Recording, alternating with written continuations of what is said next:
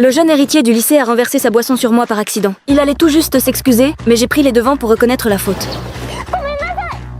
Ma réaction l'a un peu surpris. C'est plus tard qu'Aji a appris que j'étais une nouvelle élève arrivée cette année et que nous étions dans la même classe. Seulement, j'ai toujours été très timide et je suis souvent devenue la cible des autres. Bien souvent, ce n'était même pas ma faute, mais j'avais quand même l'habitude de m'excuser la première parce que je ne voulais avoir de conflit avec personne. C'est peu être pour cette raison qu'Aji a commencé à faire attention à moi. Il est venu me voir de lui-même et m'a dit d'arrêter d'avoir peur de tout. Tant que je traite les autres avec sincérité et que j'ose m'exprimer, personne ne me détestera. Mais pour quelqu'un comme moi, faire ce premier pas était loin d'être facile. Quand les élèves sont revenus peu à peu en classe, Aji m'a lancé un regard pour m'encourager à aller me présenter aux autres. J'ai hésité un long moment, avant de finalement trouver le courage de me lever.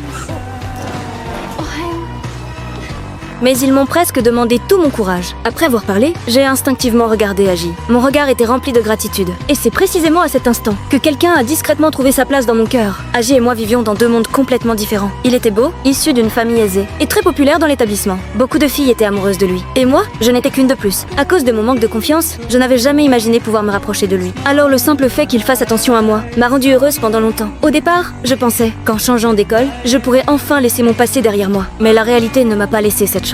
Les filles qui me harcelaient autrefois avaient elles aussi été transférées ici. Dès qu'elles m'ont vu, elles ont ressorti ce surnom que je détestais tant. Peu importe ce que je subissais, je n'osais jamais me défendre. Mes anciens camarades m'appelaient tous la moche. En entendant ce surnom, je suis restée figée sur place. Toute ma peur est remontée d'un coup. Et tout cela, Aji l'a vu de ses propres yeux. Après le cours de sport, je suis allée comme d'habitude près de la poubelle. Parce que mes chaussures avaient encore été jetées dedans. Pas besoin de réfléchir longtemps. Je savais très bien qui avait fait ça. Ce genre de choses était arrivé tellement de fois que j'avais fini par m'y habituer. Toutes ces années, j'ai vécu sous les moqueries et le harcèlement des autres. Je ne répondais jamais et je n'osais encore moins me défendre. Je me contentais d'endurer en silence. Cette fois, Aji n'en pouvait plus. Il voulait que j'apprenne à me protéger. Même si je n'avais pas le courage de riposter, je devais au moins apprendre à demander de l'aide. Il souffrait pour moi en voyant ce que j'avais vécu, mais il ne savait plus comment m'aider à cause de mon caractère. Le lendemain, ces filles m'ont de nouveau bloqué. Elles m'ont barré le passage devant la salle de classe et m'ont forcé à leur donner de l'argent. Cette fois, je me suis souvenue des paroles d'Aji. Alors j'ai trouvé le courage de refuser. Mais ma réaction les a encore plus énervées. La seconde suivante, j'ai été violemment poussée au sol. C'est à ce moment-là qu'Aji a soudainement surgi. Il s'est rapidement approché de moi, puis s'est accroupi devant moi. Il m'a encouragé à répéter les phrases que nous avions travaillées la veille et m'a rappelé qu'il fallait demander de l'aide quand on était victime d'intimidation. Mais j'avais encore trop peur. Mon corps tremblait sans arrêt et j'étais tellement nerveuse que je n'arrivais même pas à former une phrase complète. En me voyant dans cet état, Aji a esquissé un sourire impuissant.